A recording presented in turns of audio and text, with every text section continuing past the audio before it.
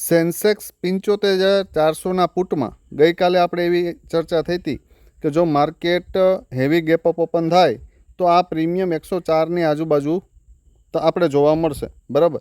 પણ clear condition એ હતી કે ભાઈ 104ની આજુબાજુ ભલે ઓપન થાય પણ 104ની ઉપર જ્યાં સુધી ન નીકળે ત્યાં સુધી એની જગ્યા ક્યાં હતી? 16 રૂપિયા.